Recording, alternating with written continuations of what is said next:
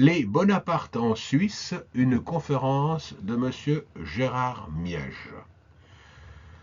Chers amis de l'histoire, au cours de cette présentation, je vais évoquer le passage ou les séjours que firent plusieurs membres de la famille Bonaparte en Suisse.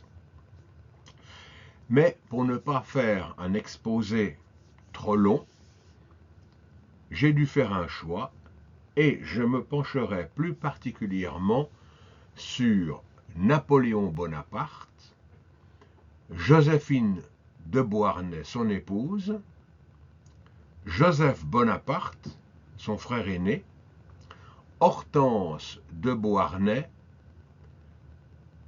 sa belle-fille, et Louis-Napoléon, futur Napoléon III.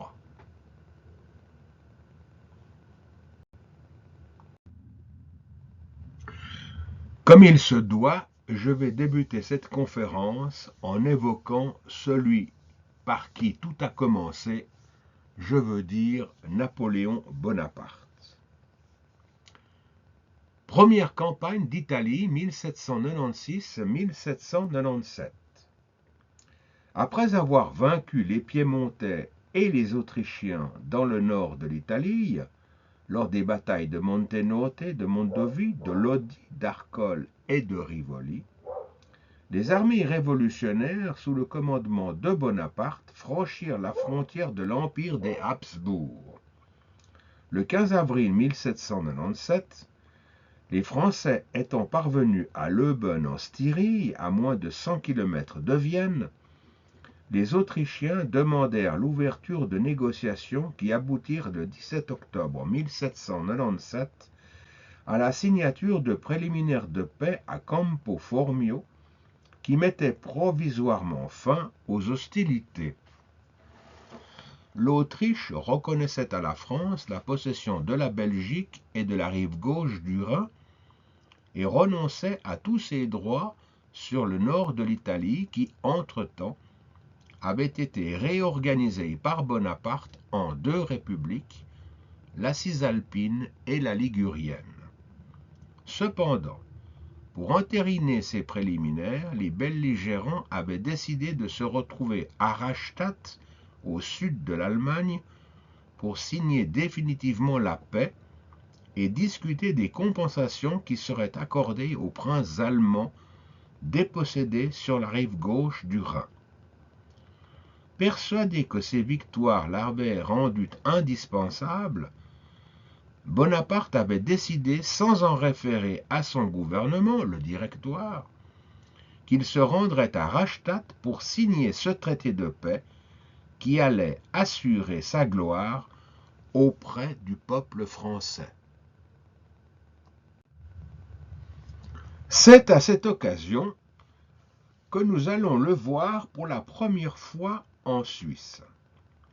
Parti de Milan, il traversa le Piémont, franchit les Alpes au Mont-Cenis et parvint à Genève le 21 novembre 1797 et fut accueilli par le résident français Félix Desportes et par les autorités genevoises. Pour l'accueillir, les autorités de la République s'étaient mises en frais. Le canon tonna plusieurs fois sur les bastions de la Haute-Ville et un banquet lui fut offert au cours duquel on lui présenta un buste en marbre le représentant en Alexandre.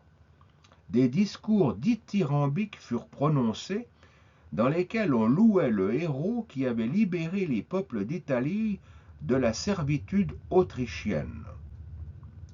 Entre nous, je pense que les Genevois n'étaient pas encore au courant des sommes énormes que les peuples italiens avaient dû payer pour leur liberté. Ce fut au cours de ce repas que Bonaparte dit aux Genevois qu'il acclamait que la grande nation, la France, protégerait toujours leur indépendance. Je le cite. « Il ne faut pas croire que la République française cherche à jamais à s'agrandir de vos murs. Elle veut s'environner, au contraire, de petites républiques, et il serait à souhaiter qu'elle fût entourée de 50 républiques genevoises. » Fin de citation. Belle promesse qui ne dura pas, puisque à peine 6 mois plus tard, en avril 1798, les troupes françaises annexaient Genève et en faisaient le chef-lieu du département du Léman. Le lendemain, dans l'après-midi, Bonaparte reprit la route. Avant d'atteindre le bourg de Coppet, où habitait Madame de Staël, il donna l'ordre à son cocher d'accélérer, car il voulait à tout prix éviter d'avoir à saluer le vieux Necker et sa fille. En revanche, à Nyon, il prit le temps de s'arrêter afin de rencontrer mademoiselle Agier, Marie Agier-Prévost, une dame d'un certain âge qu'il avait hébergée et soignée à Lyon alors qu'il n'était qu'un jeune sous-lieutenant désargenté. Plus tard, devenu premier consul, il lui fit servir une pension qu'elle toucha jusqu'à la fin de l'Empire. À Lausanne, malgré l'heure tardive, il fut accueilli par une foule enthousiaste de Vaudois qui n'aspiraient qu'à une chose, se libérer de la tutelle bernoise. Sans descendre de voiture, il écouta distraitement les discours des autorités locales, puis un poème que lui déclamèrent 3 ravissantes jeunes filles. Au milieu de la nuit, il reprit la route, traversa la petite ville de Moudon et fit étape à l'auberge de la Croix-Blanche à Don-Didier, où il se restaura de quelques œufs et de café brûlant pendant que l'on changeait les chevaux de sa voiture. 1 heure plus tard, il reprit la route, mais à peine avait-il parcouru quelques lieues qu'un essieu de sa voiture cassa. Dans l'attente de la réparation, Bonaparte alla visiter l'ossuaire de Morat où reposaient les restes des soldats bourguignons tombés en 1476 lors de la célèbre bataille de Morat. Comme il s'interrogeait sur le déroulé de ce combat, un gentilhomme s'approcha et répondit aimablement à ses questions. C'était Louis d'Affry, un aristocrate local, ancien officier au service de France. C'était aussi le fils de Louis-Auguste Augustin d'Affry, le dernier colonel général des Suisses et Grisons du temps de Louis XVI. Bonaparte ne l'oublia pas, et quelques années plus tard, quand il dut intervenir pour ramener la paix dans une Suisse plongée dans les affres de la guerre civile, c'est sur Louis d'Affry qu'il allait miser pour établir l'acte de médiation qui ramena la paix et la concorde au sein du peuple suisse. Dans l'après-midi, Bonaparte remonta en voiture. À Berne, les autorités de la République avaient préparé une réception pour l'accueillir, mais, prétextant avoir pris du retard à cause de ses ennuis mécaniques, Bonaparte ordonna à ses cochers de ne s'arrêter que pour changer les chevaux. En fait, ils n'avaient aucune envie de partager un repas avec leurs excellences de Berne, qu'ils voyaient comme d'affreux aristocrates. Le voyage reprit, nouvel arrêt à Fraubrunnen, où après avoir pris une petite collation, l'on repartit en direction de Soleure que l'on atteignit très tard le soir. Pendant que l'on changeait à nouveau d'attelage à l'auberge de la Couronne, de forts coups de canon se firent entendre. C'était le capitaine Zeltner qui, outrepassant les ordres des autorités de la ville, voulait montrer l'admiration qu'il portait au général Bonaparte. Vers les 2 heures du matin, le convoi repartit. Enfin, le 24 novembre, vers midi, Bonaparte faisait son entrée dans la ville de Bâle. Une immense foule s'était assemblée pour le voir. Les autorités, avec à leur tête le bourgmestre Buxtorf, l'accueillirent à l'hôtel des Trois Rois, où un banquet avait été préparé en son honneur. Après ces agapes entrecoupées par de nombreux discours, il eut encore une entrevue avec le citoyen Mangot, représentant du Directoire français en Suisse, et avec Peter Hawks, un Balois très influent qui voulait révolutionner la Suisse pour en faire une république sur le modèle français. Enfin, vers la fin de l'après-midi, après avoir remercié ses hôtes, Bonaparte remonta dans sa voiture, traversa le Rhin et prit la route de Rastatt. Second voyage de Bonaparte en Suisse. Il fallut attendre 1800 pour voir le général Bonaparte fouler à nouveau le sol suisse. Que d'événements étaient survenus entre-temps.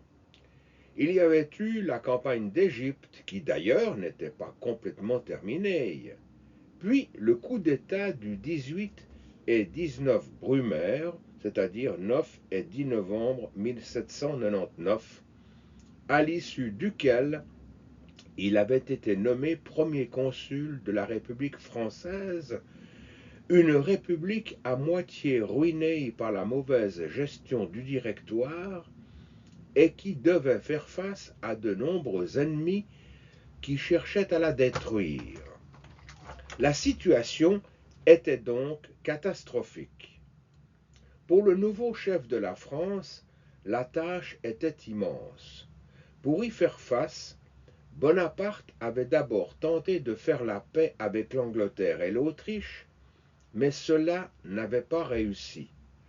Il ne lui restait donc qu'une solution, attaquer avant d'être attaqué. C'est pourquoi, dès le début de l'année 1800, Bonaparte prit 3 décisions. Premièrement, renforcer l'armée du Rhin commandée par le général Moreau en la portant à 130 000 hommes. Secondement, fournir dans les plus brefs délais du ravitaillement aux 40 000 hommes de l'armée d'Italie commandée par les généraux Masséna et Suchet qui tentaient de résister aux troupes du général autrichien Mélas.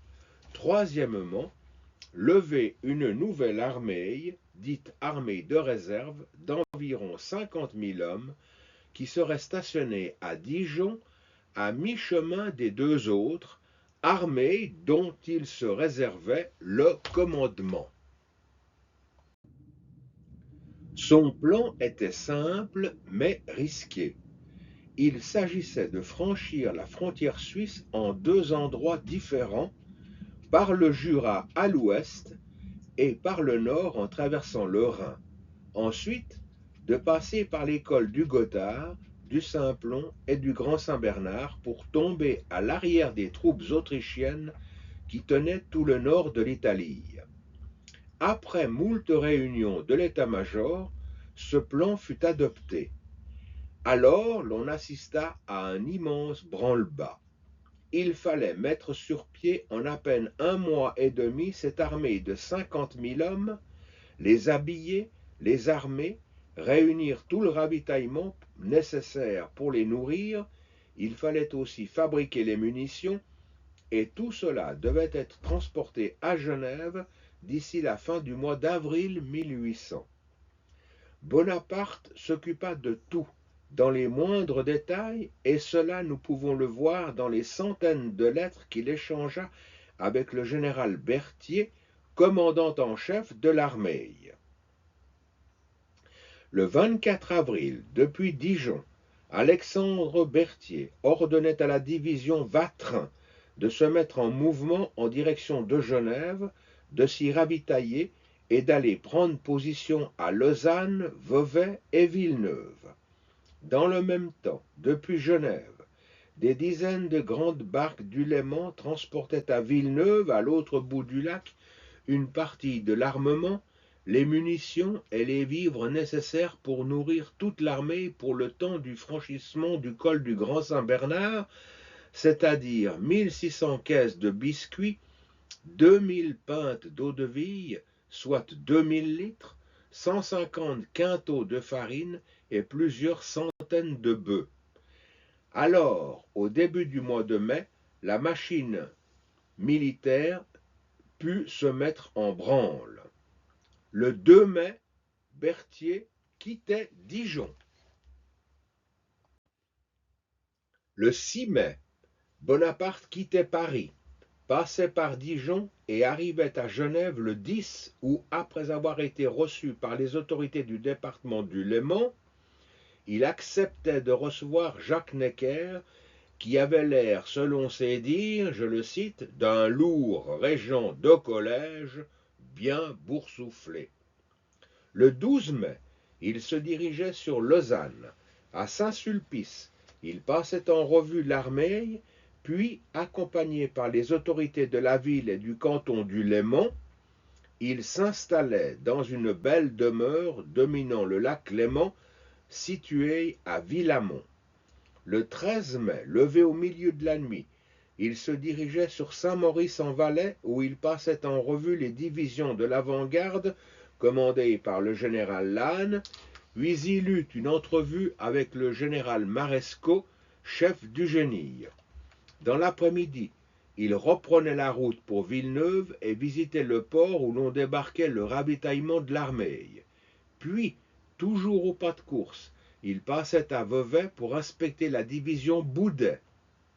Enfin, vers minuit, il était de retour à Lausanne. Il avait donc parcouru à cheval ou en calèche plus de 100 kilomètres en 24 heures. Bel exploit. Le 14 mai, l'avant-garde avec toute l'artillerie commandée par le général Lannes franchissait le col encore totalement enneigé, bien que le soleil brillât. Cependant, à partir de Bourg-Saint-Pierre, l'armée avait rencontré une grosse difficulté.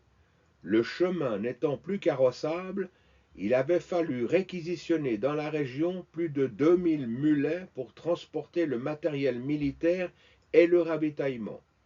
Pour l'artillerie, les soldats avaient dû évider des troncs d'arbres pour en faire des sortes d'auges, y coucher les canons, qui étaient alors tirés chacun par plusieurs dizaines d'hommes, et il y avait plus de 30 pièces de grosse artillerie.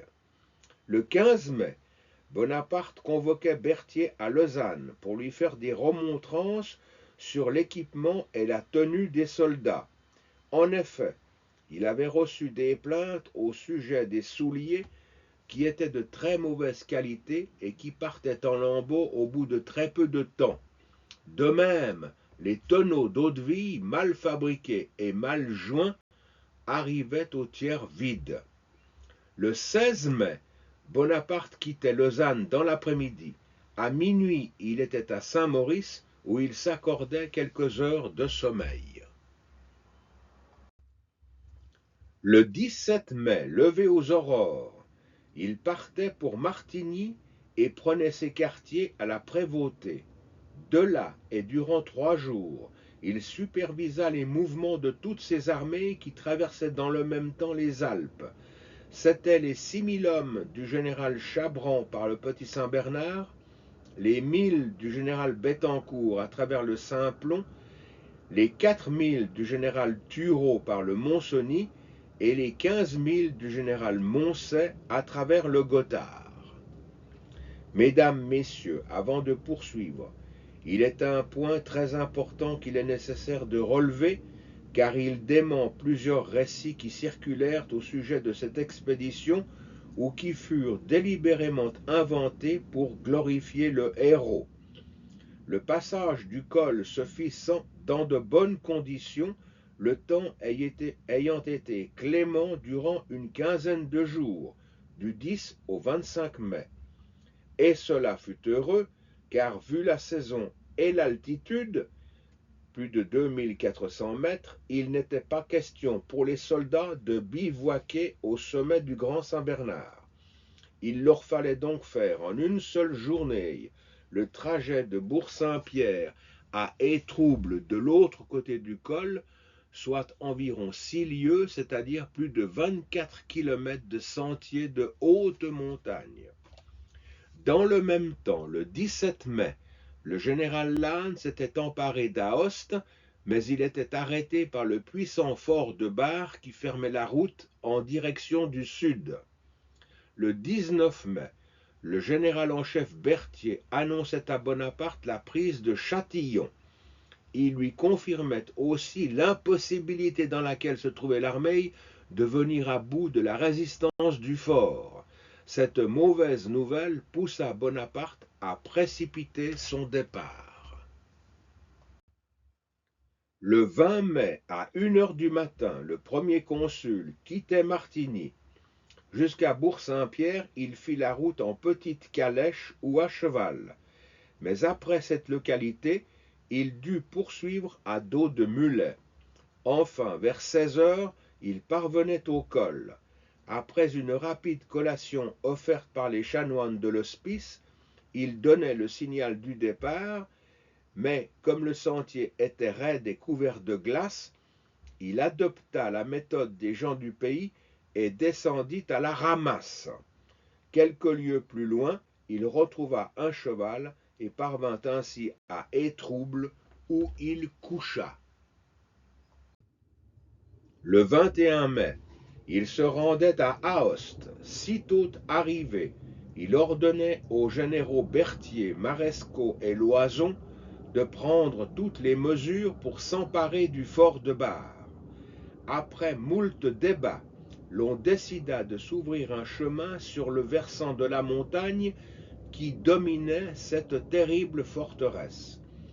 Durant le temps de ce travail, le fort fut littéralement écrasé sous un déluge de feu, ce qui permit à Bonaparte de franchir cet obstacle dès le 26 mai au matin et de parvenir le soir même à Ivrea. Puis, poursuivant sa route à toute vitesse, il parvenait à Milan le 2 juin. La suite est connue. Le 14 juin, c'était la victoire de Marengo, attristé par la mort du général Dessay, dont on peut toujours voir le cénotaphe à l'intérieur de l'hospice du Grand Saint-Bernard. Le 3 décembre 1800, le général Moreau battait les Autrichiens à Hohenlinden et le 9 février 1801, l'Autriche signait le traité de paix de Lunéville.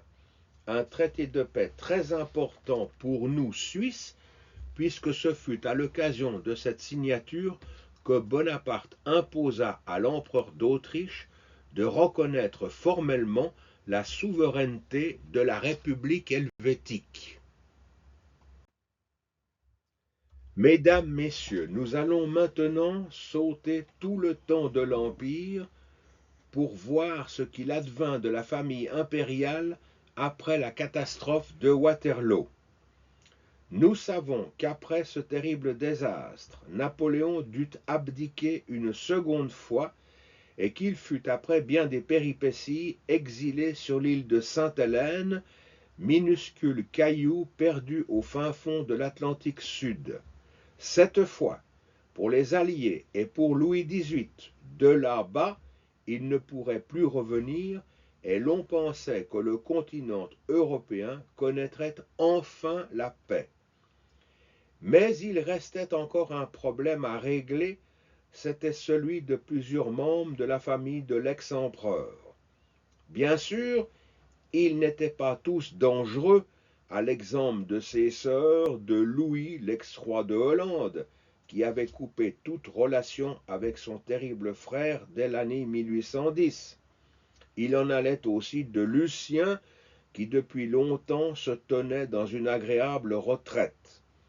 Mais il y en avait deux autres, qui pour s'être ralliés à Napoléon lors des 100 jours, inquiétaient les Alliés. C'étaient Joseph, l'ex-roi d'Espagne, et la reine Hortense. C'est donc sur ces deux personnes que nous allons nous pencher, sans omettre Louis-Napoléon, un des fils d'Hortense. Mais avant d'aller plus loin, accordons quelques minutes à l'impératrice Joséphine. Joséphine de Beauharnais, impératrice des Français. Nous savons que Marie-Joseph-Rose Tacher de la Pagerie naquit en 1763 dans le hameau des Trois-Îlets sur l'île de la Martinique et qu'elle épousa en 1779 le vicomte Alexandre de Beauharnais et que de cette union naquirent deux enfants, Eugène et Hortense. Je me permets de sauter plusieurs années pour retrouver le couple dans une France bouleversée par la Révolution. Comme pour beaucoup d'aristocrates, les temps étaient très durs et tous deux furent accusés d'être des ennemis de la nation par le gouvernement de salut public. Incarcéré à la prison des Carmes, Alexandre fut jugé, condamné à mort et guillotiné le 23 juillet 1794, 5 jours avant Robespierre. C'était vraiment manquer de chance. En revanche, il en alla tout autrement pour Joséphine, qui échappa à la mort grâce à la protection de ceux qui avaient renversé Robespierre. De Beauharnais à Bonaparte. La fin du régime de terreur qui avait marqué le règne de Robespierre ouvrit alors toutes grandes les vannes d'une licence des mœurs encore rarement vue. Toutes celles et tous ceux qui s'en étaient sortis vivants n'eurent plus qu'une envie, vivre. Bal, théâtre, musique, banquets, tout était prétexte à donner libre cours à tous ses désirs. Et c'est ce que fit Joséphine. Elle eut plusieurs amants, entre autres Barras, le chef du Directoire, le nouveau gouvernement français, qui avait succédé aux thermidoriens, qui eux-mêmes avaient succédé à la terreur. Mais rapidement lassé de sa maîtresse, pour s'en débarrasser, Barras lui fit rencontrer le général Bonaparte qui en tomba follement amoureux. Et nous savons comment cela se termina. Le 9 mars 1796, Bonaparte épousait Joséphine quelques jours avant qu'il ne parte pour conquérir l'Italie du Nord. Je saute encore quelques années pour en arriver au 2 décembre 1804, jour où Bonaparte était sacré empereur des Français sous le nom de Napoléon Ier. Couronnée impératrice, Joséphine vécut alors un véritable conte de fées. Malheureusement, celui-ci ne dura pas, car ne pouvant lui donner un héritier et malgré les sentiments qu'il lui portait, le 16 décembre 1809, Napoléon répudiait Joséphine. Toutefois, magnanime, l'empereur lui conservait son titre d'impératrice avec une pension de 2 millions de francs par année et le château de la Malmaison comme résidence. Au début de l'année 1810, Napoléon ayant épousé Marie-Louise d'Autriche, Joséphine reçut l'ordre de se retirer à Évreux en Normandie, où l'empereur lui avait fait aménager le château de Navarre. Cet ordre était accompagné d'une lettre dans laquelle Napoléon l'enjoignait, dès l'arrivée du printemps, de voyager dans son vaste empire. Pour Joséphine, ce fut alors le début d'une vie d'errance et de mélancolie.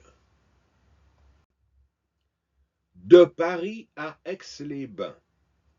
Le 6 juin 1810, obéissant aux injonctions de Napoléon, Joséphine se rendit à Aix en Savoie pour y prendre les eaux. Elle prit logement dans la maison Chevalet, située sur une colline dominant le lac du Bourget. Sa fille Hortense la rejoignit en compagnie de son amant Charles de Flahault, un des fils naturels de Charles Maurice de Talleyrand. À noter que de cette relation, qui dura quelques années, naquit le 15 septembre 1811 à Saint-Maurice-en-Valais le duc de Morny, demi-frère du futur Napoléon III. Joséphine en Suisse. Le 11 juillet 1810, pour rompre un peu la monotonie de son existence à Aix, Joséphine fit une petite escapade de 2 jours à Genève, où elle retrouva son fils Eugène, le vice-roi d'Italie. Elle logea dans la célèbre auberge de Jean, située hors les murs de la ville.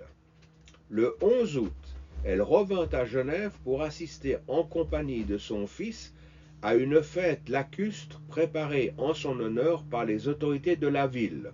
Le lendemain, elle retournait à Aix. C'est à partir de la mi-septembre que nous allons, mesdames, messieurs, retrouver l'impératrice en Suisse, et vous allez vous rendre compte que la haute société ne craignait pas de voyager malgré toutes les difficultés qu'elle pouvait rencontrer. Mauvaises auberges, routes souvent défoncées, calèches bien peu confortables, etc. Du 13 au 15 septembre, Joséphine était de retour à Genève. Toujours installée à l'auberge de Jean, elle visita le château de Ferney, résidence de Voltaire, puis, accompagnée par sa fille Hortense, elle fit une excursion aux Salines de B. Le lendemain, elle s'arrêta à Lausanne et passa la nuit à l'auberge du Lion d'Or. Le 15, elle revint sur Genève et s'arrêta à Cran pour rendre visite à Pierre-Louis de la Rive, célèbre peintre genevois, précurseur de la peinture alpestre qui sera très en vogue au cours du XIXe siècle. Du 17 au 21 septembre 1810, Joséphine fit un voyage à Chamonix et au Mont-Blanc en compagnie du comte Frédéric de Pourtalès, son écuyer, de mademoiselle Avrillon, sa première femme de chambre, et de Lancelot Théodore Turpin de Crissé, jeune peintre et chambellan auquel nous devons toute une série de sépias sur les voyages de l'impératrice. Le 22 septembre, Joséphine était de retour à Genève.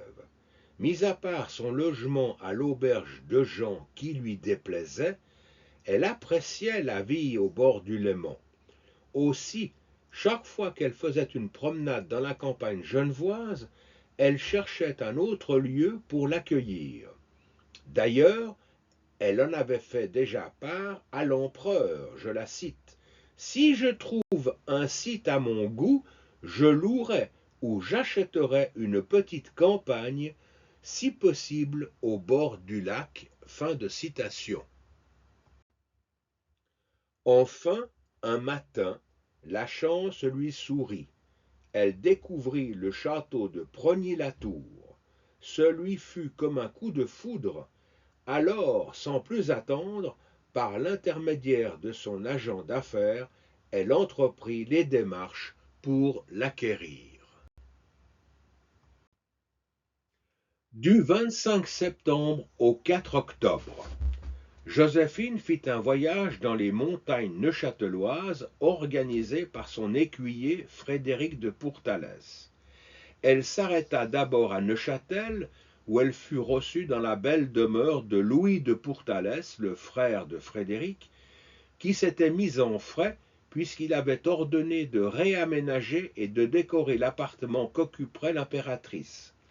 Il faut dire que Louis de Pourtalès était un patricien neuchâtelois richissime du fait de ses activités commerciales à travers le monde entier.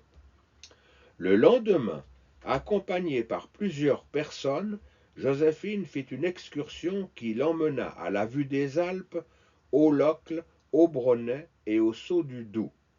À noter qu'à la Chaux-de-Fonds, pour ne pas déplaire à l'empereur, elle refusa de déjeuner à l'auberge de la Fleur de Lys et chacun dut se satisfaire d'une petite collation prise à la va-vite. Le 30 septembre, Joséphine quittait Neuchâtel pour faire le pèlerinage de l'île Saint-Pierre. À Erlach, Serlier en français, Elle fut reçue par les autorités bernoises et en particulier par M. de Steiger, préfet de la région. Réception, fanfare, repas servis dans la chambre de Rousseau, puis promenade vers le pavillon de danse. Dans la fin de l'après-midi, tout ce joli monde reprit le bateau et retour à Neuchâtel. Fatiguée, Joséphine se reposa quelques jours. Le 5 octobre, Joséphine se rendit à Berne où elle comptait passer l'hiver. Elle prit logement à l'auberge du Faucon. Le 7 octobre, les autorités bernoises la reçurent au célèbre restaurant Engue qui, depuis la terrasse, offrait une magnifique vue sur la ville. Une vingtaine de personnes participèrent à ce repas qui enchanta l'impératrice. Le menu, composé de consommé, hors d'œuvre, pâté froid de lièvre, truite au bleu, dindonneau aux pommes de terre, poulet à l'estragon, jambon et salade, crème, compote, pâtisserie. Le tout fut arrosé de 4 bouteilles de Malaga, de 6 bouteilles de Bordeaux et de 98 bouteilles de vin blanc de Neuchâtel. Le prix de ce repas se monta à quelque 1500 francs de l'époque, à la charge de la ville qui en fut fort mécontente. Après ce repas, l'on offrit à Joséphine une petite fête champêtre avec musique, démonstration de danse et défilé d'un troupeau de vaches avec armaillis et corps des Alpes. Tout comme la reine Marie-Antoinette, Joséphine apprécia à tel point le goût de la crème et du beurre qu'on lui fit déguster qu'elle engagea un vacher avec sa famille et son bétail pour agrémenter son domaine de Rueil-Malmaison. Enchantée, Joséphine passa encore quelques jours à Berne. Elle fit aussi une excursion à Thun, à Interlaken et à la Jungfrau que Turpin de Crissé dessina. Cependant, et malgré les témoignages de sympathie que les Bernois lui prodiguèrent, l'impératrice s'ennuyait de Paris et de la vie qu'on y menait. Malheureusement, sans l'autorisation de Napoléon, elle ne pouvait s'y rendre. Elle avait pourtant déjà écrit plusieurs lettres à l'empereur, mais toutes étaient restées sans réponse. Il fallut l'intervention de sa fille Hortense pour que l'empereur daignât la lui accorder par un courrier qu'elle reçut le 13 octobre. Cette autorisation, elle l'attendait avec une vive impatience. Alors, aussitôt, elle décida de revenir sur Genève. Le 18 octobre, accompagnée par l'ambassadeur de France, elle fit quand même un crochet par Soleure pour répondre à l'invitation de la baronne de Besenval. Le soir, elle reçut à dîner les autorités de la ville à l'auberge de la Couronne. Le lendemain 19, elle quittait de bonne heure Soleure et parvenait à Lausanne. Là, elle rencontra la grande-duchesse Constantin, belle-sœur du tsar Alexandre Ier. En revanche, elle refusa de rencontrer Madame de Staël, qui venait de publier son livre de l'Allemagne, qui avait soulevé les foudres de l'empereur et qui avait été interdit par la censure. Le 21 octobre, elle était de retour à Genève. Conseillée par le peintre de la Rive, elle fit encore l'acquisition de plusieurs toiles. Enfin, le 1er novembre, elle quittait Genève et, obéissant aux ordres de Napoléon, se dirigeait sur Évreux pour s'installer au château de Navarre, où elle devait passer l'hiver. Second séjour de l'impératrice Joséphine à Genève. En 1812, après un séjour à Milan auprès de son fils Eugène et de sa belle-fille Augusta Amélie de Bavière, Joséphine revint à nouveau à Genève. Cette fois, elle n'alla pas se loger à l'auberge de Jean, car entre-temps, elle était devenue propriétaire du château de Progny-la-Tour. Avec l'aide et les conseils avisés du peintre de la Rive, elle l'avait fait entièrement restaurer et aménager selon ses goûts. Elle devait y passer une partie de l'automne de la mi-septembre au 20 octobre, recevant toute la bonne société de la région ou se rendant elle-même aux nombreuses invitations qu'elle recevait. Ce fut d'ailleurs lors d'une de ses visites à Chouilly, chez M. de Châteauvieux, qu'elle rencontra Charles de Constant-Robec, le cousin de Benjamin Constant.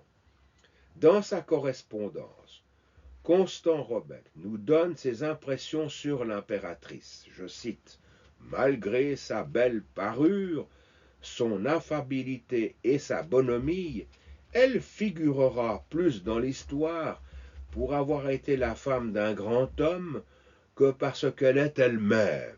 Fin de citation. C'était peut-être vrai, mais ce n'était pas très sympathique à son endroit. Et de continuer sa description. Elle paraît fort enchantée de Genève et de son Progny. Tout le monde y court, moi-même je me propose de m'y faire présenter. Fin de citation. Quelques jours plus tard, toujours dans une lettre à sa sœur Rosalie, Constant-Robec continue. J'ai été 3 fois chez elle, et j'en ai été fort bien reçu. On va chez elle le matin et le soir. Il n'y a dans ces rassemblements ni gêne ni raideur. La toilette des femmes est soignée, ainsi que celle des hommes, et on cherche à plaire et à avoir bon ton. C'est en un mot la bonne société. Vers la mi-octobre, Charles de Constant reprend la plume et écrit: je suis revenu ce matin à Progny. Les appartements étaient remplis de fleurs et les jeunes femmes et filles de la maison jolies à ravir. L'impératrice aimable comme toujours. Elle part demain pour Paris, et quoiqu'elle se soit fait aimer, on en est généralement bien aise, car le genre de vie qu'on y mène depuis qu'elle est ici ne convient pas à nos habitudes. Fin de citation. En fait, Constant-Robec parle en connaisseur, car pour être reçu chez l'impératrice, il fallait que ces dames et ces messieurs fassent des dépenses inconsidérées en vêtements et en coiffures, toutes choses qui étaient contraires aux mœurs très austères de la vieille cité calviniste. Enfin, le 20 octobre, Joséphine quittait son cher Progny. Malgré son souhait, elle n'y revint plus. En effet, vers la fin du mois de décembre 1812, elle apprit par le moniteur la terrible tragédie de la retraite de Russie. Dès lors, plus rien ne put empêcher la lente agonie de l'Empire napoléonien. Après l'abdication de l'empereur le 6 avril 1814, Joséphine eut la mauvaise idée d'inviter à dîner le tsar Alexandre dans son château de Rueil-Malmaison. Après le repas, elle proposa une promenade en calèche. Malheureusement, elle prit froid et quelques jours plus tard, elle s'éteignit d'une affection pulmonaire aiguë le 29 mai 1814. Joseph Bonaparte, le frère aîné de Napoléon. Joseph Bonaparte naquit le 7 janvier 1768 à Corté, sur l'île de Corse. Je passe la première partie de sa vie pour arriver à 1804, date à laquelle son frère Napoléon Bonaparte, étant devenu l'empereur Napoléon Ier, Joseph fut élevé à la dignité de prince d'Empire. Alors tout alla très vite, je dirais même trop vite. En 1806, Joseph accédait au trône de Naples et en 1808, contre sa volonté, il dut céder à Murat son beau royaume napolitain pour ceindre la couronne d'Espagne. Ce fut alors pour lui un long chemin de croix et une lente descente aux enfers. L'empereur rejetait toutes ses demandes de secours et n'écoutait aucun de ses avertissements, tel celui-ci, je cite Joseph, « Je n'ai pas ici un seul partisan. Toutes les provinces de mon royaume sont insurgées ou occupées par des armées considérables d'ennemis. Que votre majesté ne se flatte pas. Tout ce que je lui dis n'est pas exagéré. Sire, vous êtes dans l'erreur et votre gloire échouera en Espagne. » Fin de citation. Mais Napoléon n'écoutait plus personne et se montrait de plus en plus exigeant. Cette déplorable situation se poursuivit jusqu'en 1813, le pouvoir de Joseph diminuant de jour en jour. Enfin, après la défaite de Vitoria le 21 juin 1813, il quittait l'Espagne et se réfugiait dans son domaine de Mortefontaine. En 1814, durant la campagne de France, Napoléon le nommait lieutenant général de l'Empire, mais il était trop tard. Le 30 mars 1814, cerné par les Alliés, Paris capitulait et Napoléon abdiquait le 6 avril. À ce moment de l'histoire, où tout semblait s'écrouler, l'on pourrait penser que Joseph allait se retrouver dans le plus grand dénuement. Eh bien non, ce fut tout le contraire, car depuis longtemps, il avait pensé que la dérive autocratique de son frère ne pouvait que mal finir. Aussi, avec l'aide de son épouse Julie Clary, il avait su prélever dans ses différents gouvernements d'énormes sommes d'argent qu'il avait judicieusement investies tant en propriété qu'en achat de diamants. Aussitôt après la chute de Napoléon, caché sous le pseudonyme de comte de Survilliers, Joseph prit le chemin de l'exil vers la Suisse, où il pensait être chaleureusement accueilli. Mais là aussi, les Bonaparte n'étaient plus en odeur de sainteté. Seul un gentilhomme vaudois, M. de Sellon, accepta de l'accueillir dans son château d'Alamand. La beauté du lieu l'enthousiasma à tel point que l'ex-roi fit des offres pour acheter le domaine. Mais M. de Sellon n'étant pas vendeur, Joseph se mit à la recherche d'une autre propriété qu'il finit par trouver à Prangin chez M. Charles Guiguer, ancien colonel au service de France, qui accepta de lui vendre sa propriété pour la somme de 95 000 francs suisses. Sans perdre un instant, la transaction à peine terminée, le 27 juillet 1814, Joseph ordonna de nombreux travaux d'embellissement du château. De même, il acheta plusieurs dizaines d'hectares aux alentours pour agrandir son nouveau domaine. Alors, pensant être enfin tranquille, il fit venir sa femme et ses 2 filles et ouvrit sa maison aux gens de qualité qui désiraient le rencontrer.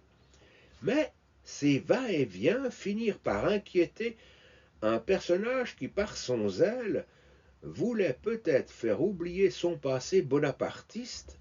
C'était Auguste de Talleyrand, le cousin de Charles-Maurice de Talleyrand, et qui était à cette époque ambassadeur de Louis XVIII auprès de la Confédération suisse. Intimement persuadé que l'ancien roi était à la tête d'un vaste mouvement politique destiné à rétablir Napoléon sur le trône de France, Auguste de Talleyrand tenta d'obtenir de la Diète fédérale, le gouvernement suisse, son expulsion. Grâce à l'intervention de sa belle-sœur Désirée Clary, l'épouse de Bernadotte, le prince héritier de Suède, Joseph réussit à se disculper auprès des Alliés. Mais le mal était fait, et de ce moment tous ses mouvements furent scrupuleusement surveillés. Cependant, toutes ces tracasseries ne l'empêchèrent pas de vivre et de s'installer dans un bonheur champêtre, recevant ses amis et s'adonnant en leur compagnie à la chasse aux canards. Tout semblait donc aller bien quand un jour Madame de Staël vint l'avertir qu'une tentative d'assassinat se préparait contre Napoléon à l'île d'Elbe. Aussitôt, Joseph ordonna à une de ses anciennes connaissances, Jean-Daniel Boineau, qui avait été commissaire dans l'armée d'Italie et qui était originaire du pays de Vaud, d'aller avertir l'empereur du danger qui le menaçait. Boineau arriva à temps et le complot fut ainsi déjoué.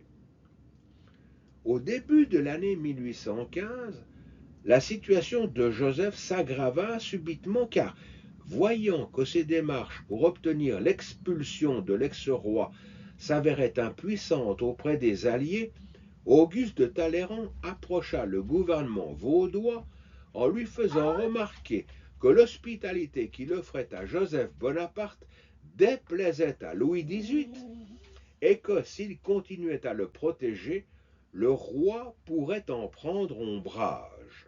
Ces menaces produisirent leur effet, et le 23 février 1815, Joseph fut prié par les autorités vaudoises de quitter le pays. L'on en était là de toutes ces démarches quand un coup de tonnerre éclata.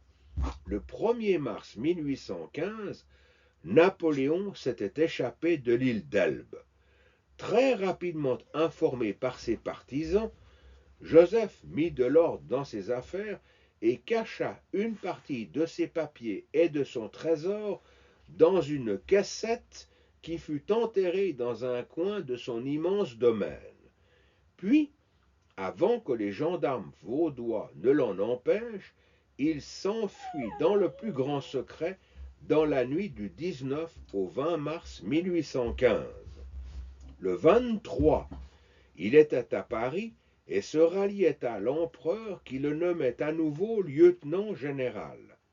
Mais, comme nous le savons, cette épopée ne dura que 100 jours. Après le désastre de Waterloo, à l'approche des Alliés, en compagnie de Napoléon, il quitta Paris pour se rendre sur la côte atlantique. Tout au long de la route, il tenta de persuader son frère de s'exiler aux États-Unis, mais après avoir mûrement réfléchi, Napoléon refusa de fuir devant l'ennemi et le 15 juillet 1815, pour son malheur, il se rendait aux Anglais. Resté seul et poursuivi par toutes les polices alliées, Joseph, caché sous le nom de M. Bouchard, réussit dans la nuit du 24 au 25 juillet à embarquer sur un bâtiment américain. Un mois plus tard, le 28 août 1815, il débarquait à New York. En juillet 1816, il achetait sur les bords du fleuve Delaware une propriété sur laquelle il se faisait construire une magnifique demeure. Alors, durant plusieurs années, il put enfin vivre comme il l'avait toujours souhaité, c'est-à-dire comme un gentleman farmer régnant sur son domaine de Point Breeze, grand de plus de 700 hectares. Un seul être lui manquait, c'était sa femme Julie qui, pour cause de mal de mer, ne le rejoignit jamais aux États-Unis. À la vérité, cela ne le dérangea pas trop, car pour se consoler, il eut de nombreuses maîtresses qui lui assurèrent une descendance américaine. Une des qualités de Joseph à remarquer, c'était son sens des affaires. Ainsi, persuadé qu'il ne pourrait plus jamais revenir en Europe, il s'occupa des biens qu'il possédait encore à Prangin. En 1817, il chargea Louis Maillard, son secrétaire particulier, de se rendre en Suisse pour récupérer le plus discrètement possible les diamants et les papiers qu'il avait cachés.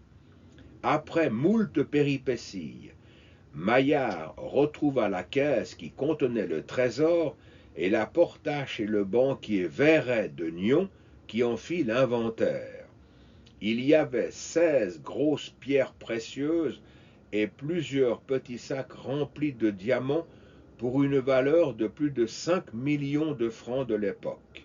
Quelques mois plus tard, Maillard ramenait le tout à Point Breeze. Sa précieuse cassette étant maintenant à l'abri, Joseph confia alors à M. Verret le soin de liquider tous les biens qu'il possédait sur les rives du Léman. Mais, comme l'Europe était en crise à cette époque, la vente ne se fit qu'en 1827. Quelque 30 années plus tard, le prince Napoléon Charles, dit Plomb-Plomb, fils du roi Jérôme et cousin de Napoléon III, rachètera une partie du domaine et se construira sur les bords du lac une belle et singulière demeure qui abrite aujourd'hui le clubhouse du golfe impérial de Gland. Enfin, âgé et diminué par la maladie, Joseph revint en Europe, d'abord en Angleterre, puis en Italie, et c'est à Florence qu'il s'éteignit le 28 juillet 1844. Pour conclure, l'on peut dire que Joseph Bonaparte n'avait pas les qualités propres au rôle que son frère voulait lui faire jouer. D'où par nature, il n'était pas fait pour gouverner comme l'aurait voulu Napoléon. Pour vous montrer cette différence de caractère, je vais vous citer un extrait d'un courrier que les deux hommes échangèrent alors que Joseph venait d'accéder au trône de Naples. Le 16 février 1806, Joseph s'adressait en ces termes à Napoléon, je cite, « J'ai été ce matin dimanche à la messe qui a été célébrée par le cardinal Ruffo, archevêque de Naples. J'ai fait un beau présent à Saint-Janvier. La foule était considérable, elle n'a pu contenir sa joie qui a éclaté lorsque je lui ai attaché un collier de diamants. Et Napoléon de lui répondre le 18 mars suivant, je cite l'empereur, « Ce n'est pas en cajolant les peuples qu'on les gagne. Mettez 30 millions de contributions sur le royaume de Naples. Je n'ai pas entendu dire que vous ayez fait fusiller quelque Lazzarone.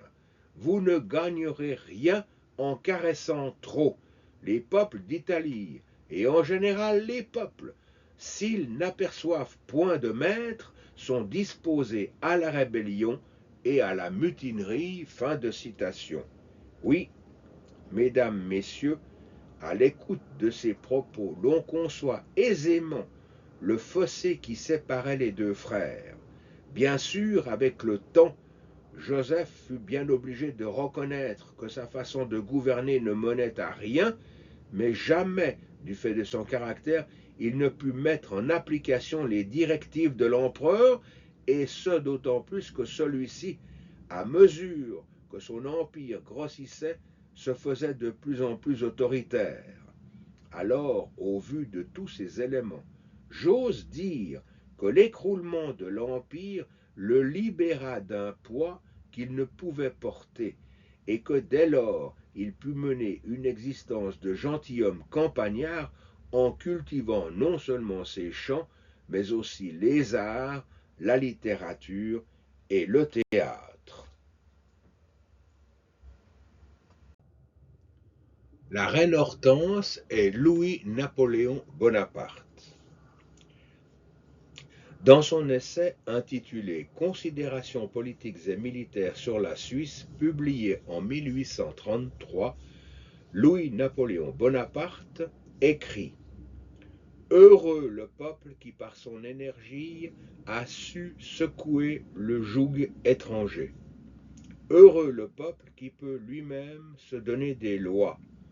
Honneur à lui lorsque, se souvenant de son antique esclavage, il prend pitié des maux qu'il a soufferts jadis et tend une main secourable aux victimes des persécutions étrangères. » Fin de citation.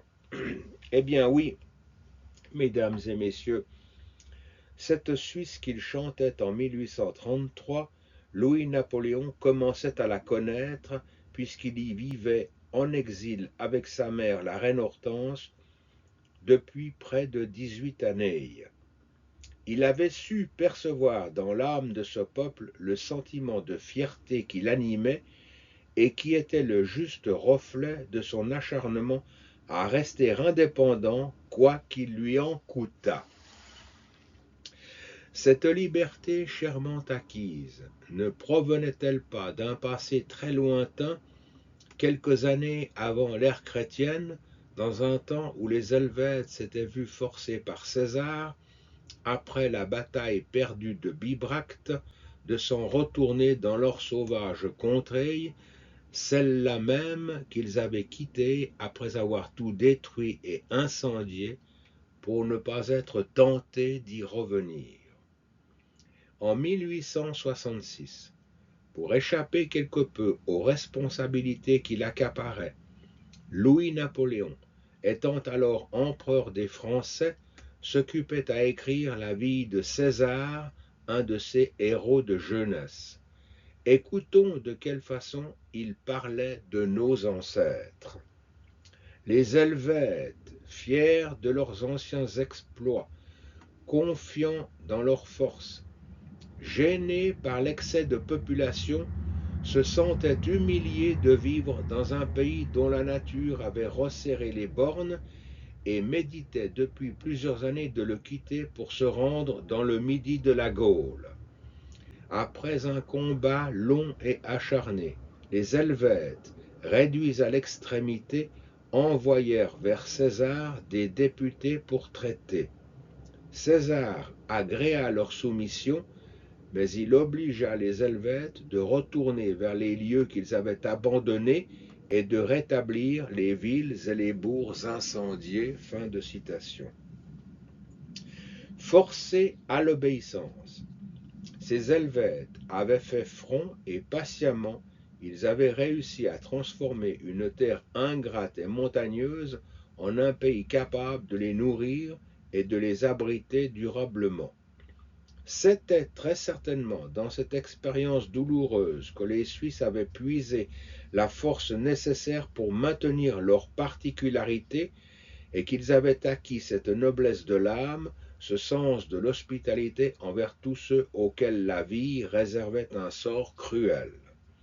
Quelque 30 années avant d'écrire cette remarquable biographie consacrée à César, Louis-Napoléon avait déjà ressenti au plus profond de lui-même ce que la condition de réfugié, d'expatrié, de quêteur d'une patrie peut signifier ou peut engendrer comme nostalgie dans un cœur d'adolescent romantique. Cette intelligence presque instinctive du vécu suisse nous permet de mieux comprendre le sentiment de profond respect que Louis-Napoléon, sa mère Hortense et bien d'autres Bonaparte gardèrent tout au long de leur vie pour les Suisses. À la chute définitive du Premier Empire, dans toute l'Europe libérée du joug napoléonien, les prétentions de l'aristocratie refirent surface, et ce fut d'une main de fer que les royalistes et les conservateurs reprirent le pouvoir. Et il en fut de même en Suisse, où la plupart des élites se joignirent à cette énergique reprise en main. Ainsi, d'entente avec les nations réunies au congrès de Vienne, les autorités de la Confédération applaudirent à ce mouvement réactionnaire qui voulait anéantir tout esprit révolutionnaire. Cependant, en Suisse, quelques rares personnes ne s'étaient pas converties à cette réaction aristocratique, et pour les Bonaparte qui tentaient d'y trouver un refuge, il y avait ici ou là des hommes qui n'avaient pas oublié les interventions positives de Napoléon Bonaparte dans les affaires de leur pays. De ce Bonaparte qui n'était pas encore devenu Napoléon Ier, celui qui n'était vers 1802-1803 que le premier consul de la République française, celui que certains historiens suisses considèrent aujourd'hui comme le refondateur de la Confédération, menacée qu'elle était alors d'imploser du fait de ses dissensions intérieures.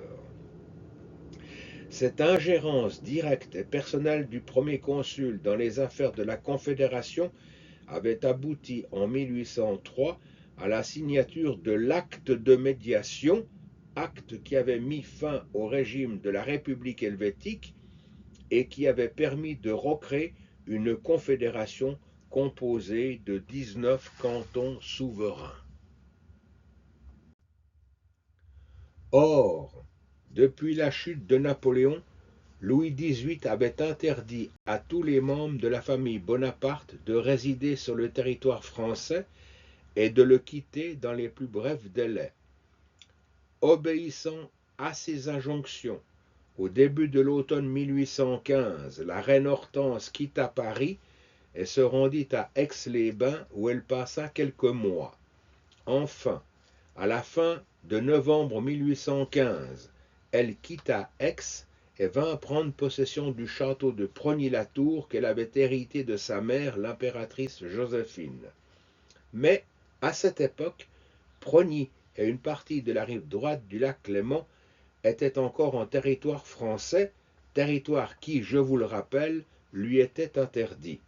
Aussi, au beau milieu de la nuit, un détachement de gendarmes français fit irruption, fouilla sa maison de fond en comble dans l'espoir de trouver des papiers compromettants.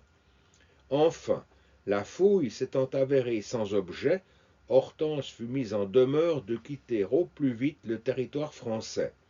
Elle eut beau prétexter du temps exécrable qu'il faisait sur toute la région, rien n'y fit. Le 30 novembre 1815, Hortense, son fils Louis-Napoléon et sa suite, mademoiselle Cochelet, l'abbé Bertrand, monsieur de Marmolles, son écuyer, Vincent Rousseau, son homme à tout faire et quelques femmes de chambre, quittèrent Progny et traversèrent toute la Suisse. 7 jours plus tard, après un voyage harassant, elle arrivait à Constance. D'abord logée dans une auberge, Hortense finit par louer une maison plus confortable, ce qui lui permit de se mettre à l'abri d'un hiver qui fut très rigoureux. Cependant, quand vint le printemps, sa situation restait précaire car les alliés vainqueurs de Napoléon n'avaient toujours pas pris de décision sur le sort qu'ils réservaient à cette ex-reine qui s'était ralliée à Napoléon lors des 100 jours. Cette incertitude, les soucis d'argent qui l'accablaient, les offenses qu'elle avait subies de la part des autorités, la surveillance tatillonne dont elle faisait l'objet, avaient fini par miner sa santé. Alors, sur les instances de ses médecins, au mois de juillet 1816, elle partit faire une cure de lait de chèvre à Gaiss, dans le pays d'Appenzell. Là, elle trouva une nature préservée et une population aux mœurs simples, juste ce dont elle avait besoin pour rétablir sa santé. Ces paysages souriants incitaient à la rêverie.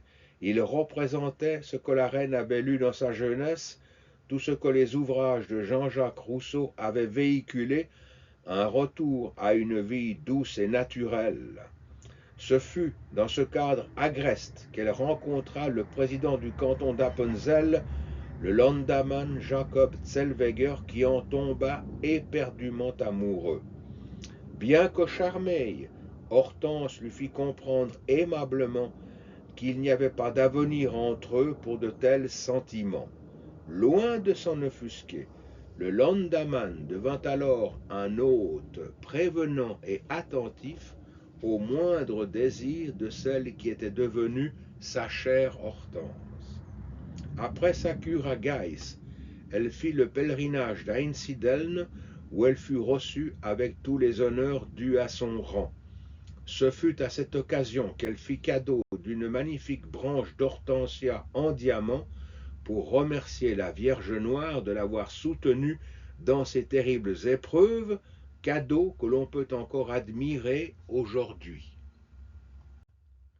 Vers la fin de l'automne, tranquillisée sur sa santé, épanouie et réconciliée avec elle-même, Hortense s'en revint à Constance, où elle s'occupa de donner à son fils, Louis-Napoléon, une bonne éducation. En effet, jusqu'à ce moment, c'était son chapelain, l'abbé Bertrand, qui en avait été chargé. Mais au vu du peu de connaissances du jeune prince, il était évident que l'abbé n'y suffisait plus.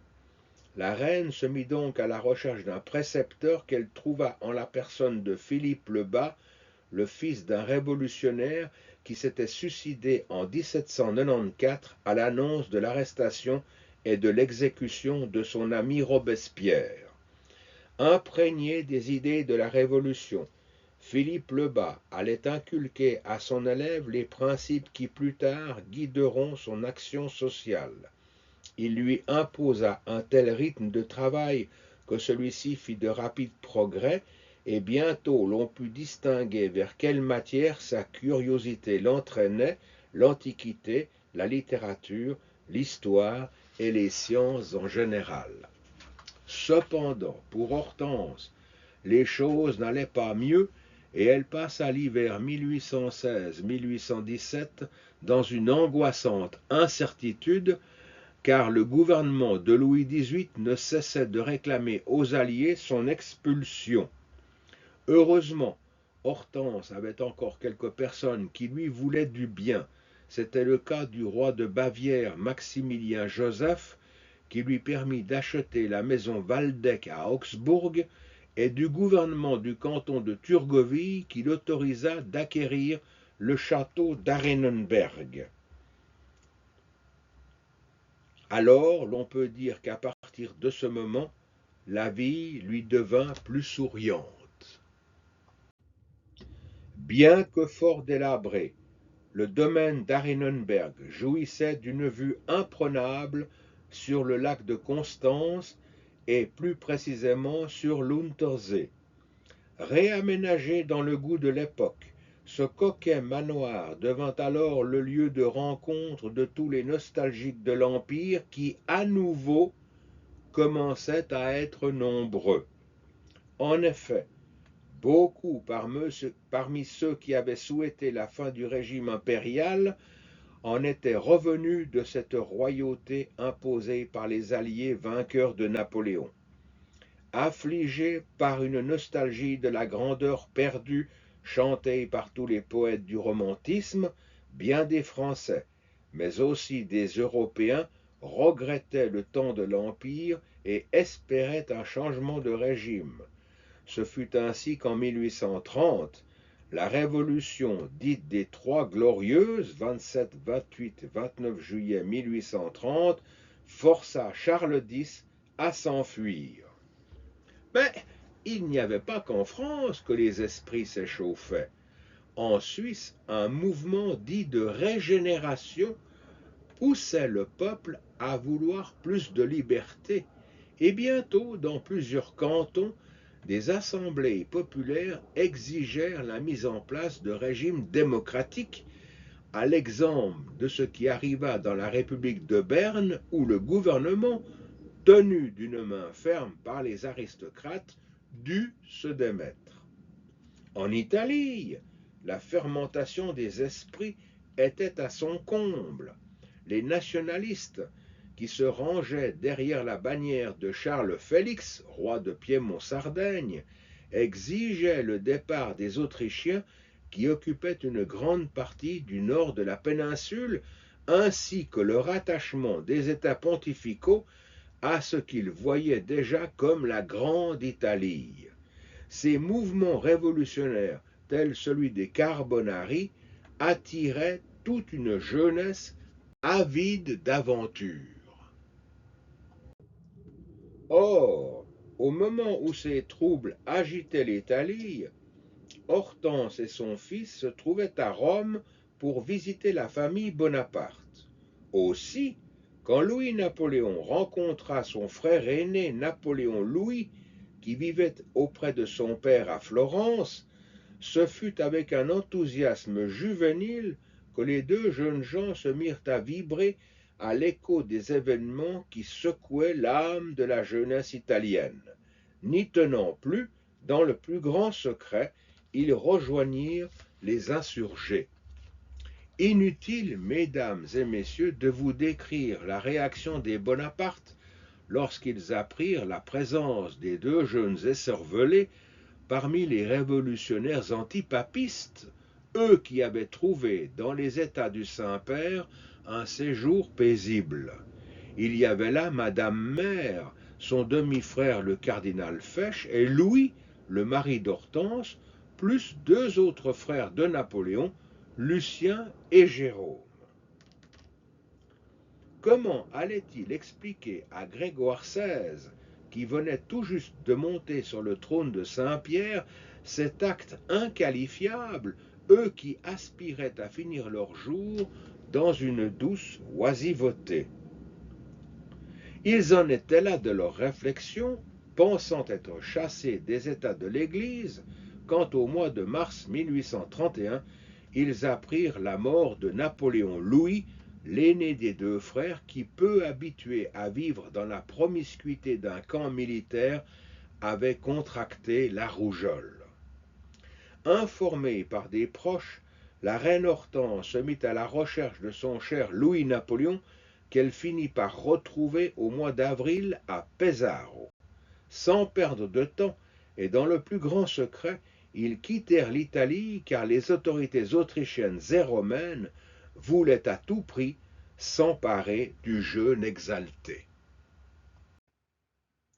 Malgré l'interdiction qui leur était faite de séjourner sur le territoire français, Hortense et son fils traversèrent la France, s'arrêtèrent quelques jours à Paris, puis se rendirent en Angleterre où ils passèrent l'été.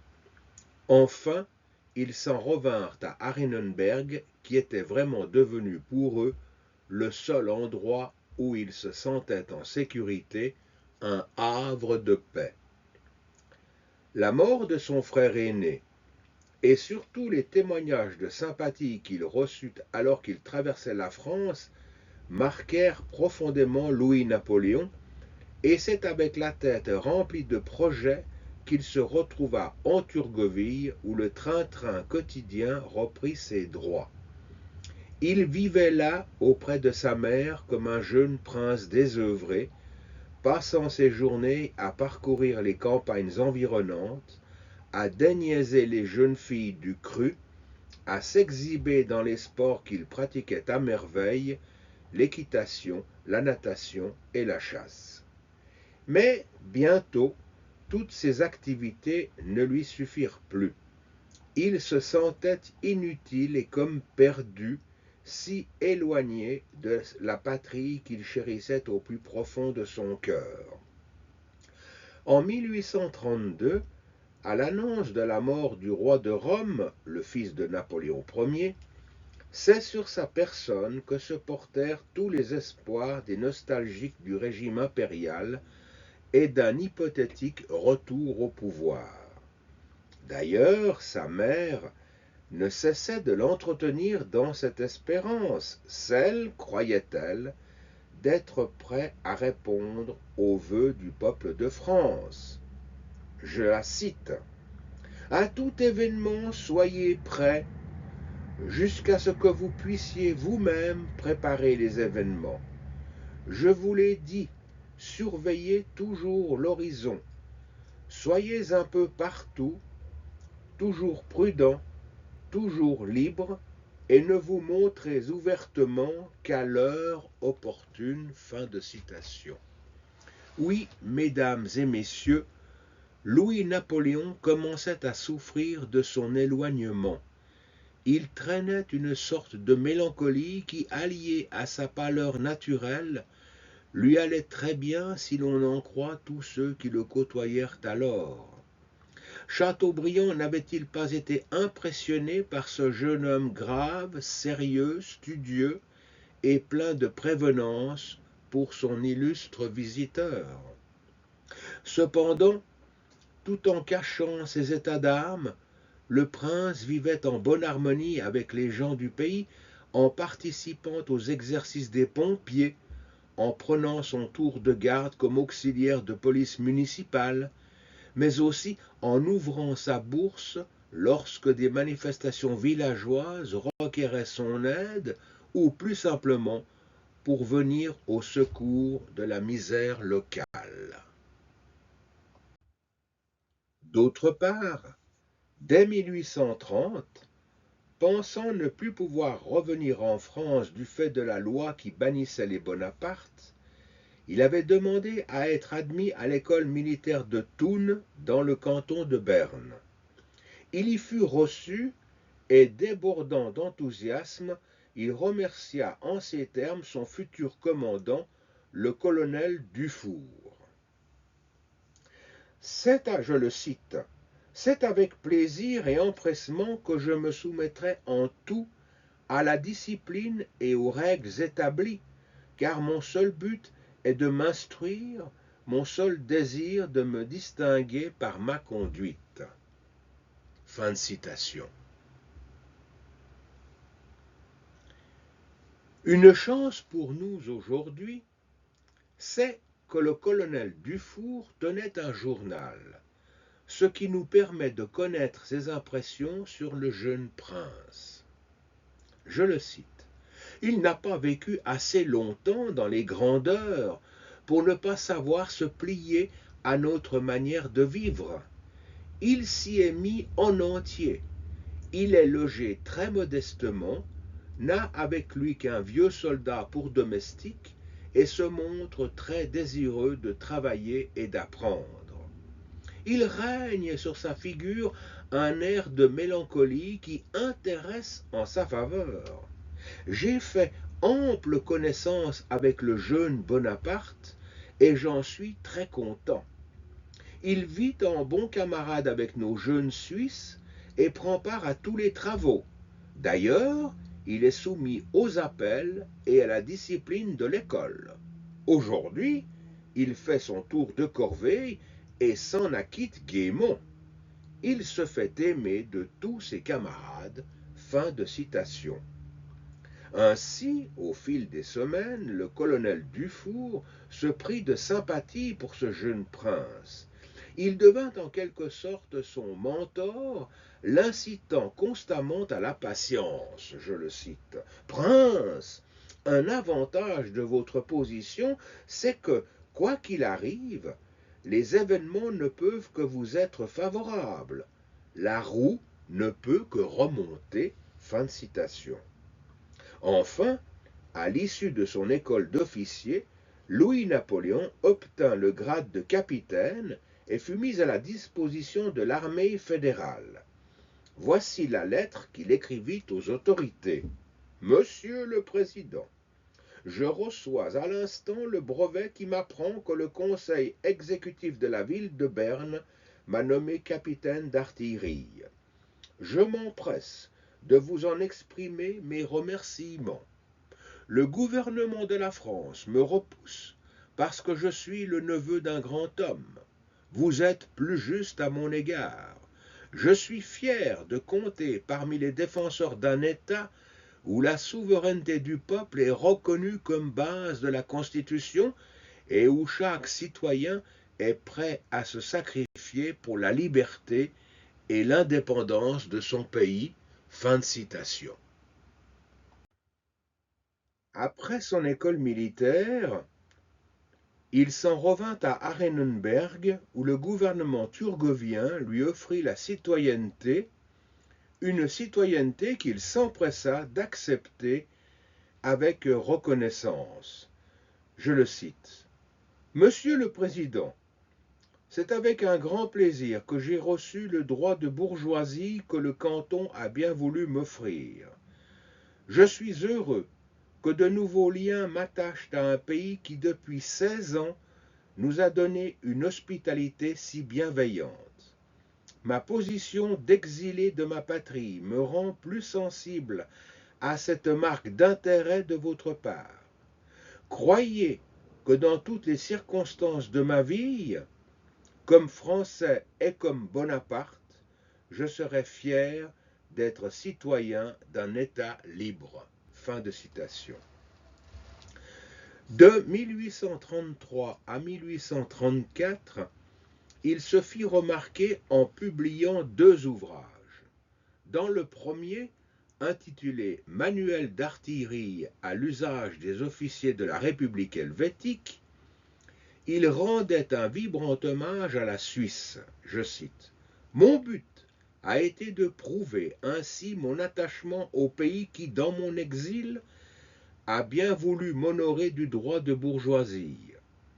Le sort m'a refusé jusqu'à présent le bonheur de servir ma patrie, mais il me reste du moins la consolation d'être citoyen d'un pays qui a su conquérir son indépendance et conserver sa liberté. Fin de citation.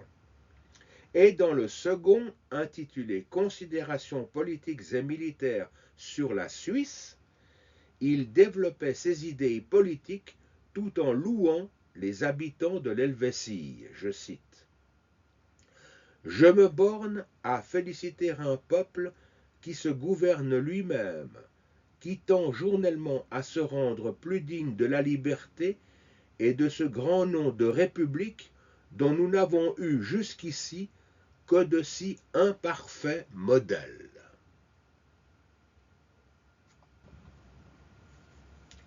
Cependant, cette citoyenneté offerte avec noblesse ne pouvait détourner les pensées du jeune prince quant à son avenir et aux obligations que son nom lui imposait.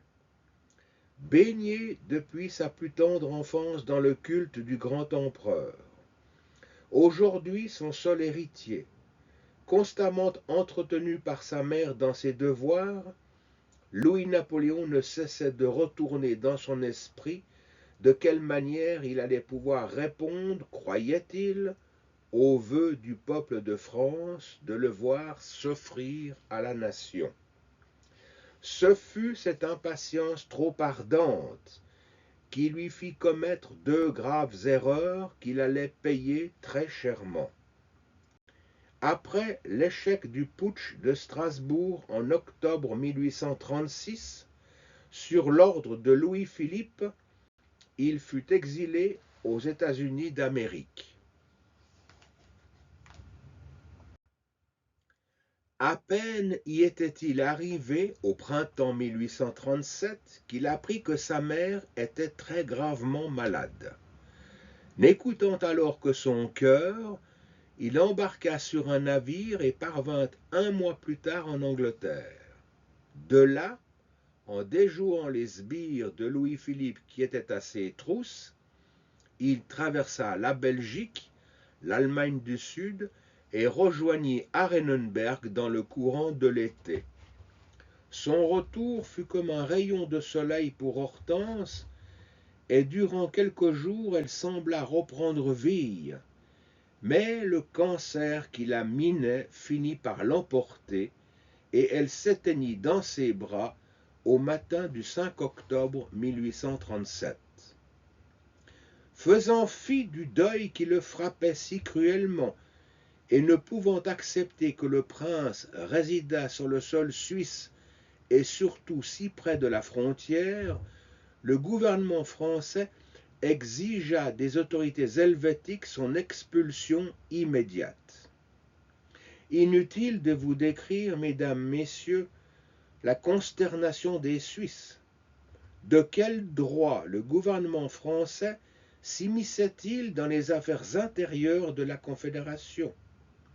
Pour la Diète, cela était inacceptable et elle refusa de répondre à l'ultimatum du gouvernement français, bien que celui-ci eût déjà déployé 20 000 soldats à la frontière du canton de Genève, qui fut rapidement mis en état de défense par le colonel Dufour.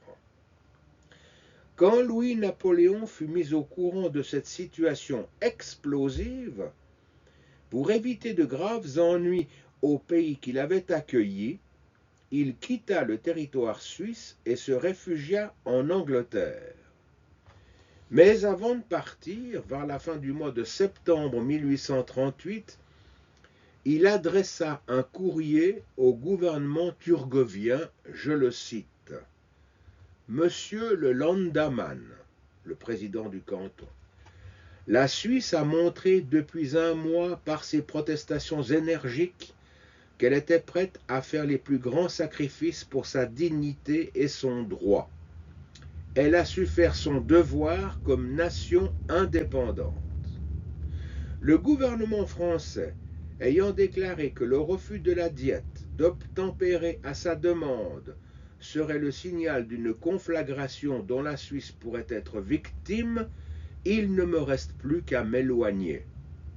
En quittant aujourd'hui volontairement le seul pays où j'avais trouvé en Europe appui et protection, en m'éloignant des lieux qui m'étaient devenus si chers à tant de titres, j'espère prouver au peuple suisse que j'étais digne des marques d'estime et d'affection qu'il m'a prodiguées. Je n'oublierai jamais la noble conduite des cantons qui se sont prononcés si courageusement en ma faveur, et le souvenir de la généreuse protection que m'a accordée le canton de Turgovie restera profondément gravé dans mon cœur.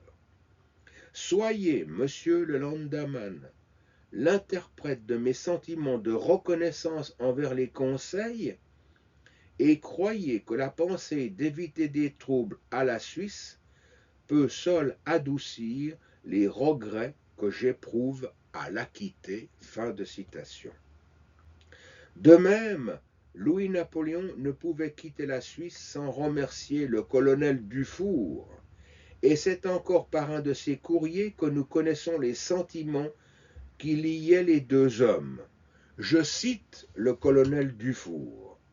Le prince m'a écrit 1 heure avant de monter en voiture pour me donner sa nouvelle adresse et me remercier de tout ce que j'ai fait pour lui.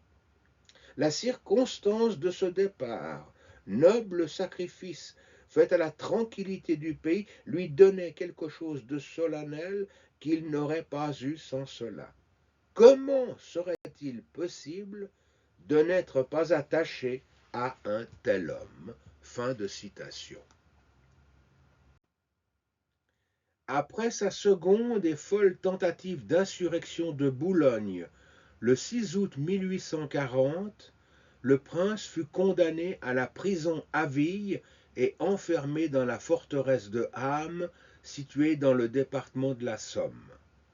Après 7 années d'incarcération, et n'espérant pas obtenir une libération anticipée, il s'en échappa d'une façon rocambolesque, déguisé en maçon. D'où ce petit nom de Badinguet dont il fut affublé et qui était peut-être le nom de l'ouvrier auquel il avait emprunté le vêtement, ou mieux, la salopette. Passant par la Belgique, il se réfugia à nouveau en Angleterre, où il prit son mal en patience, comme le lui avait suggéré le colonel Dufour. En 1848, la Révolution, chassant Louis-Philippe, lui permit, avec l'aide de son cousin Napoléon-Joseph Charles dit Plomplon, d'être élu député, puis contre toute attente, élu au suffrage universel, président de la Deuxième République. En décembre 1851, après 3 années de présidence au cours desquelles il avait été constamment en lutte avec les députés de la Chambre qui rejetaient avec mépris toutes ses initiatives, et conscient qu'il ne pourrait pas se représenter une seconde fois à l'élection présidentielle, le prince employa la manière forte pour se défaire du régime parlementaire. Enfin, le 2 décembre 1852, plébiscité par le peuple français, il fut élevé à la dignité impériale sous le nom de Napoléon III. Durant son règne, il n'oublia pas ses amis suisses que l'on retrouva en grand nombre dans son entourage immédiat. Parmi ceux-ci, toujours au premier rang, se trouvait Guillaume-Henri Dufour, qui fut souvent invité au château de Saint-Cloud, une des résidences de la famille impériale. Par ce geste, Napoléon III lui témoignait son affection. Toujours intarissable, Dufour, devenu entre-temps général de l'armée fédérale, n'avait de cesse de narrer à son épouse tout ce qu'il vivait dans cette cour haute en couleurs. Je cite le général. Nous nous trouvons bien dans notre hôtel, le château de Saint-Cloud, où rien ne nous manque. L'empereur est toujours très affectueux et l'impératrice très aimable avec moi. Je crois que cet homme n'a pas son pareil. Tous ceux qui l'approchent ne tarissent pas d'éloges sur son compte. Fin de citation. À noter qu'au mois d'août 1865, Napoléon III et son épouse, l'impératrice Eugénie, effectuèrent un voyage privé en Suisse. Après 2 jours passés à Arenenberg, ils visitèrent Schaffhouse, Lucerne, Interlaken, Berne, Fribourg, Lausanne, enfin Neuchâtel, où leur voyage fut assombri par un terrible accident de voiture. Plusieurs personnes furent assez gravement blessées. En forme d'épilogue. Mais pour cet homme qui avait cru tout au long de son existence que son destin serait hors norme, la fatalité ne pouvait se satisfaire de ce qu'il avait déjà vécu.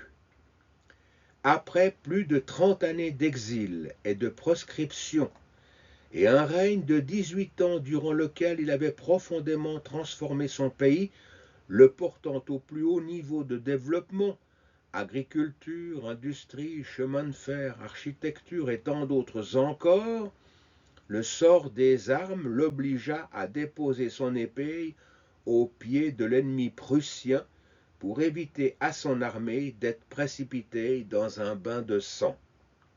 Forcé à l'exil et pour éviter des risques diplomatiques à la Suisse, il se réfugia en Angleterre où la reine Victoria l'accueillit avec une grande générosité et beaucoup d'égards.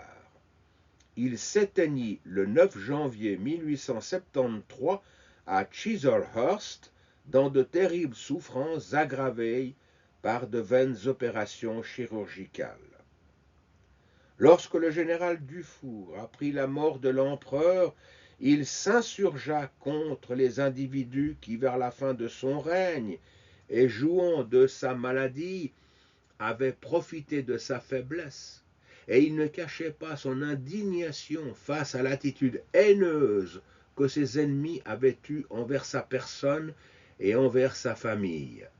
Attitude qui d'ailleurs avait continué à se déverser sur lui bien après son retrait du pouvoir. Rien, en effet, ne pouvait justifier une telle bassesse de langage, et j'ose le dire, les injures dont on l'accabla dépassent les limites du supportable. Écoutez, mesdames, messieurs, quelques-uns de ces pamphlets qui font honte à ceux qui les ont rédigés et qui nous mettent vraiment mal à l'aise au seul fait de les entendre. Le premier est dû à la plume du citoyen Vindex, pseudonyme du journaliste Charles Buet. Je cite, « L'exécrable personnage a creusé une trace profonde dans notre époque.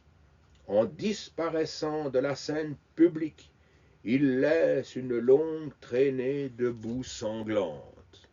La France, hélas, ne se purifiera pas en un jour de la bave venimeuse que l'atroce scélérat dégorgea sur elle durant son funeste règne. Il serait nécessaire d'écrire des volumes pour raconter en détail les intrigues honteuses du tyran qui nous broya 18 ans sous sa botte. Ses vices monstrueux, ses crimes innombrables sont de telle nature que la plume rebelle veut être contrainte pour les buriner sur le bronze de l'histoire. Fin de citation. Quant à Hortense, sa mère, il la taxait de prostituée royale. Et Victor Hugo ne porte-t-il pas aussi une grande responsabilité? Écoutez ces vers extraits des Châtiments. Non, coquin, le charnier des rois t'est interdit. Non, tu n'entreras point dans l'histoire, bandit. Haillon humain, hibou déplumé, bête morte, tu resteras dehors et cloué sur la porte. Et pour en finir avec ces propos abjects extraits d'un libelle intitulé Le sieur Louis Bonaparte, sa vie et ses crimes, toujours du citoyen Vindex, écoutez comment il parlait de l'impératrice Eugénie. Je le cite. Femme légère, orgueilleuse, impudente, elle n'hésita point à entrer dans le lit d'un scélérat pour avoir la joie de parader sur les tréteaux garnis d'or et de soie de l'Empire. Il fallait une comparse aux paillasses couronnées, elle se présenta. Avec lui, elle but voluptueusement, sciemment la sueur et le sang du peuple. Qu'elle soit donc maudite à son tour, que le fer rouge de l'indignation publique la marque au front d'une flétrissure indélébile. Après le monstre, sa femelle, et justice sera faite. Courbant le dos, l'homme usé par la maladie laissait dire et laissait faire, ne mettant sa confiance que dans le jugement de l'histoire. Heureusement, après sa chute, quelques personnes de qualité le décrivirent avec plus d'objectivité et de respect. Le premier, ce fut Émile Zola, qui, après avoir dépeint le Second Empire avec beaucoup de férocité dans les Rougon-Macquart, révisait son opinion en disant en 1895 dans le journal Le Gaulois, je cite Zola, « J'avais grandi au roulement des foudres de Victor Hugo. Napoléon le Petit était pour moi un livre d'histoire d'une vérité absolue. Mais j'en suis revenu depuis. Le Napoléon III des Châtiments, rien n'est moins ressemblant que ce portrait, sorte de boue élevée par le poète pour servir de cible à ses traits acérés, disons le mot assez crachats. Et tout comme Émile Zola, il en est quelques autres. Ainsi, après la chute du Second Empire, dans une lettre qu'il adressait au maréchal Vaillant, Louis Pasteur réaffirmait son indéfectible dévouement en écrivant « Accordez-moi, cher ami, de me nommer, quand vous écrirez à Sa Majesté l'impératrice, parmi les personnes qui se souviendront éternellement de ses bontés et de celles de l'empereur. » Et un peu plus loin dans la même lettre, l'empereur peut attendre avec confiance le jugement de la postérité. Son règne restera comme l'un des plus glorieux de notre histoire. Alexis de Tocqueville, malgré de solides critiques contre le régime politique du Second Empire, disait, je cite, « Louis-Napoléon avait, comme homme privé, certaines qualités attachantes, une humeur bienveillante et facile, un caractère humain, une âme douce et même assez tendre, une parfaite simplicité, une certaine modestie pour sa personne au milieu de l'orgueil immense que lui donnait son origine. » Ernest Renan disait « Son règne fera époque et devra servir à bien des égards de leçon aux politiciens de l'avenir. » Jacques Chirac, en 1990, lors de l'inauguration de la place Napoléon III devant la gare du Nord à Paris, s'exprimait ainsi « Le Paris d'Haussmann est avant tout le Paris de Napoléon III.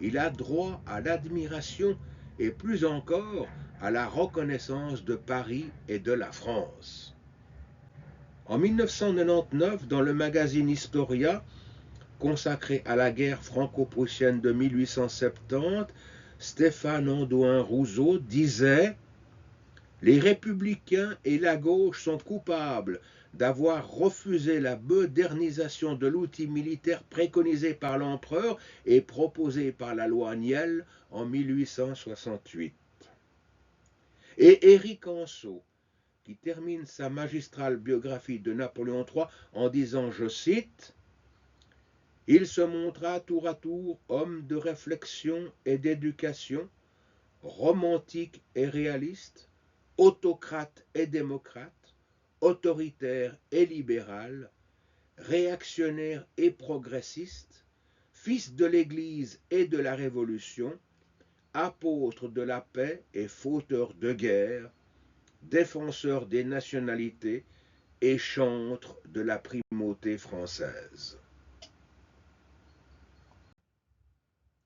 Aujourd'hui, plus de 150 ans après sa mort, son exil continue. Il repose à Farnborough, aux côtés de son fils, le prince impérial, et de son épouse, l'impératrice Eugénie. Écoutons-le une ultime fois nous parler de ce qu'il ressentait face à ces interminables exils qui furent, nous dit-il, une mort de consomption, lente et hideuse, qui vous mine sourdement et vous conduit sans bruit et sans effort à un tombeau désert. De tous ces Bonapartes qui foulèrent le sol helvétique, beaucoup choisirent de s'y installer à demeure. Tranquillité, sécurité et hospitalité étaient les maîtres mots d'un tel choix. D'ailleurs, ils ne furent pas les seuls parmi les familles royales ou impériales à s'y établir, la Suisse leur apparaissant en Europe comme la seule terre susceptible de leur offrir ce à quoi ils aspiraient. Ajoutez à cela la beauté des paysages et une position centrale sur le vieux continent, quoi de mieux pour vivre discrètement en attendant peut-être des jours meilleurs, tout en étant à l'abri d'une intervention étrangère. Les Bonaparte ne firent pas exception à cette vague de réfugiés. Ils surent jouir de cette tranquillité et de cette protection, et plusieurs parmi eux exprimèrent leur gratitude à ce vaillant peuple suisse. Pour clore cette présentation, je voudrais, mesdames, messieurs, vous citer ce que la reine Hortense pensait de la Suisse alors qu'elle y venait pour la première fois, c'était vers 1810. La Suisse était un pays que je désirais connaître. Mon imagination me la représentait comme un lieu de repos et de bonheur. Et le 5 octobre 1837, quelques instants avant de quitter ce monde, dans un murmure, elle dit encore cet ultime mot à l'oreille de son fils Louis-Napoléon. « Louis, n'oubliez pas les Suisses, ils ont été bons pour nous. »